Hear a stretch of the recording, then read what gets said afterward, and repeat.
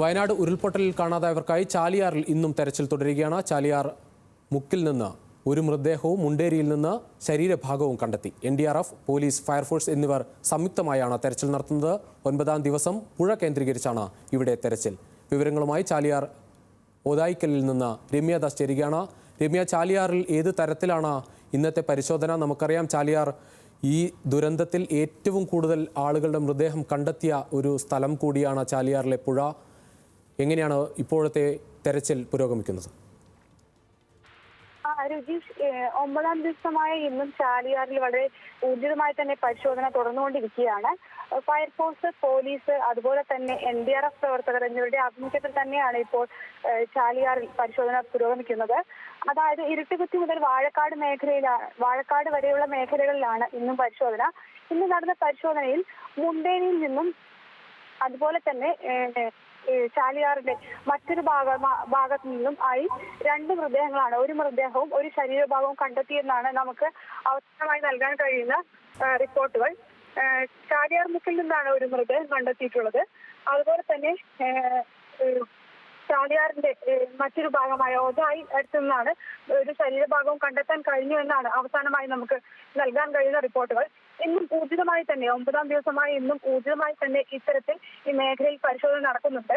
അതായത് ഇനിയും ഇത്തരത്തിൽ പരിശോധന നടത്തിയാൽ മൃതദേഹങ്ങൾ കണ്ടെത്താൻ കഴിയുമോ എന്ന സാധ്യതയാണ് ഇവിടെ പരിശോധിച്ചുകൊണ്ടിരിക്കുന്നത്.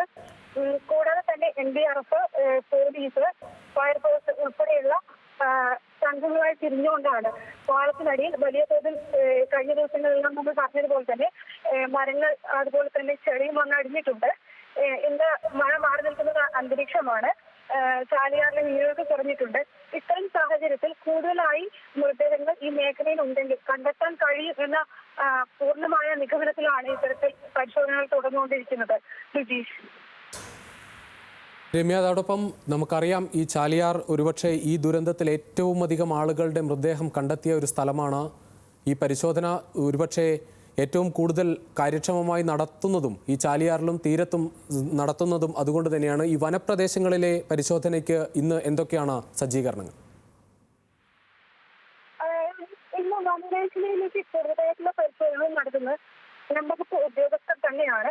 കൂടാതെ തന്നെ ആദിവാസി മേഖലയിൽ നിന്നുള്ളവരുടെ സഹായം കൂടി ലഭിച്ചുകൊണ്ടാണ് അത്തരത്തിൽ ആ മേഖലയിൽ ഒരു വ്യാപകമായ പരിശോധന നടക്കുന്നത്.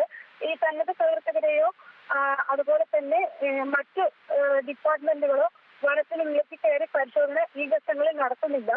അതായത് സന്നദ്ധ പ്രവർത്തകർ കഴിഞ്ഞ ഇതിന് മുന്നുള്ള ദിവസങ്ങളിലെല്ലാം 2 തവണയായി അവിടെ സന്നദ്ധ പ്രവർത്തകർ ഉൾപ്പെടെ കാട്ടിനുള്ളിലേക്ക് പരിശോധനയ്ക്ക് ഇത്തരത്തിൽ കയറിയ ശേഷം വനത്തിൽ പെടുന്ന ഒരു സാഹചര്യം ഉണ്ടായിരുന്നു.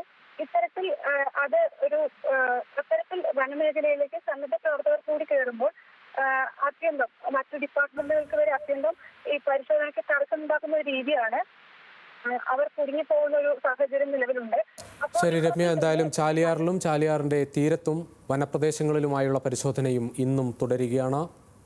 ഇന്നും മൃതദേഹങ്ങൾ സ്ഥലത്ത് നിന്ന് കണ്ടെത്തുകയും ചെയ്തു.